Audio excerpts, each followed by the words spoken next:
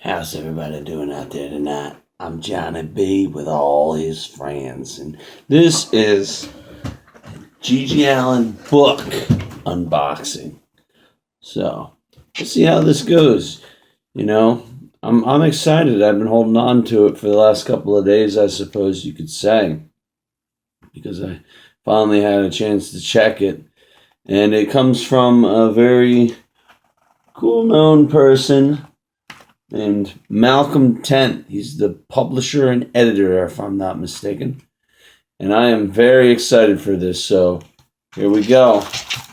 Here's the box that it came in, and we have to cut it open. So I'm nearsighted, so that's a good thing. We got to pull up. Take a little swiggy, some drinky. And let it be known.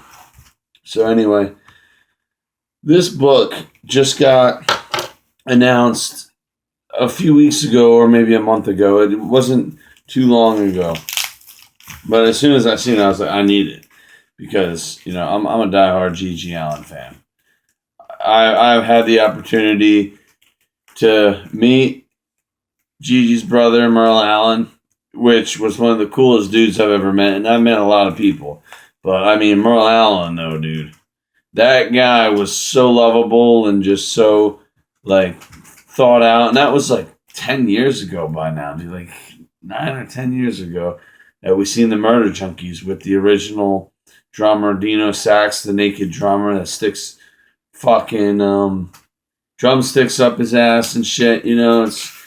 He was cool as shit, too, you know. He signed our CDs and everything was fucking awesome.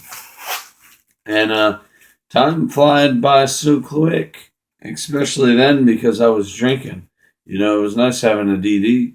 Shout out to the demon, you know, like, and everything that we put together. That was one of the best days of my life. To know that we got to meet Gigi's brother and Dino and the lead singer for Murder Junkies. I don't remember his name, and that's a damn shame. I got to remember that because we're meeting him again in like a few months. Well, I am at least. And it's going to be awesome, dude. I'm going to get something signed. I'm not saying what it is because it's a secret. And it's going to be really cool.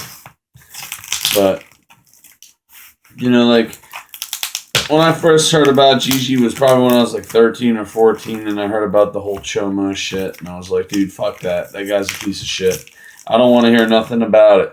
Until, like, decades later, it seems. It's like a decade or 20 years later, one of my buddies came up to me and he goes, hey, you ever hear of GG ALLiN? And I was like, nah, dude. Not really. I kind of heard something about him. He's like, well, listen to this. And I was like, yeah, pardon me, too, though. I have no voice. My voice is repairing. I'm surprised I'm even doing this video right now. Been taking an hour to open up this box, but at the same time, I'm having fun. I hope you're having fun. Are you having fun? Well, that's just swell. So anyway, yeah, he gave me a CD, and, you know, I wasn't impressed at all. It was all about that Chomo shit, and I was like, oh, fuck this, dude. What the hell are you listening to? You know, and at the time, I was in a studio on a lake, and the walls were paper thin, so you could hear every fucking word coming out of that little boombox I had on this burnt CD, this piece of shit. And the next day, I brought it to him, and I was like, dude, what the fuck do you have me listening to, man? Like, you know, I got neighbors. They probably all think, what the fuck? And it's like, well, why are you thinking like that? You shouldn't think like that. You know, it's your own music. And fucking, like, you know, getting in your head and shit. And I thank him to this day for it. Because it turned into something I never thought it would have. And it became like one of my main source of inspirations, especially when you look back in the book that I'll be writing eventually. That it was just amazing. And it's not going to be like really big words or whatnot. It's just going to be simple shit. But anyway, so then after that, I was like, when was that? I would have to say like 2014 24, 25. Yeah, I was like 24 and a half when he told me about that. And then I couldn't get into it, And then what happened was, as the years passed, I went through a breakup of something very serious. And then it just started turning to the darkness. And once I heard the song Outlaw Scumfuck on acoustic, it completely changed my life, dude. It really did. It completely changed my fucking life. Because that only made me dig deeper and darker into the words. Let's see what that said. Okay. Just making sure I'm running out of memory. I talk too much, so here we go. We're opening up the books.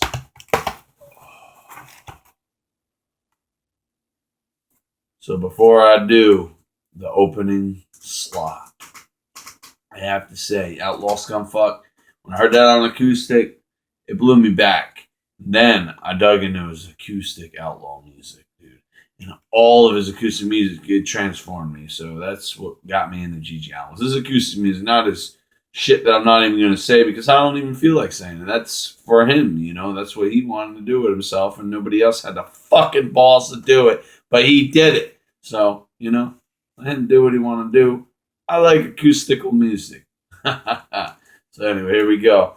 This is from Malcolm Tent, right? Yeah, Malcolm Tent. Here it is.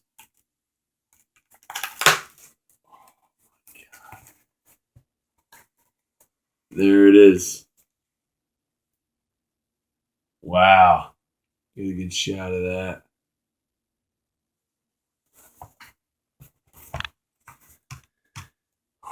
And I had a talk with him, too, because I like everybody to sign that shit. Like, people think like they're nothing or they're nobodies or... Dude, hell no, man. It was written by a dude named Len Colby.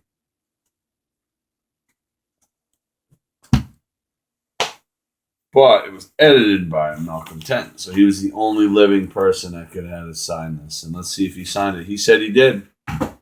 So, pull up to it. Here we go. And now we can all see if he signed it. And if he didn't, I'm going to be very upset. But I think he did. Oh my God, there it is. My MisAdventures with GG ALLiN and Len Colby.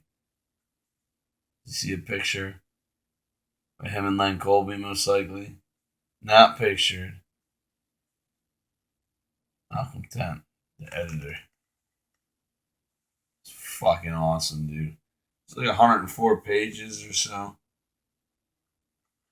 Nice back to it. I'm going to have a lot of fun reading this. Here's a quick flip through for all y'all just wondering. It's all black and white. I don't even want to look at the pictures. So I'm just doing a quick flip through because I'm going to have a lot of fun with this. So there you have it. This is another GG ALLiN piece that's going into my collection. So thanks for listening to me and babbling. I don't have much of a voice, but I would recommend this because I know it's going to be damn good. You're going to hear shit that you've never heard about GG ALLiN before, and anything new about GG ALLiN, I'm usually on with. So let's do it, bro! Peace!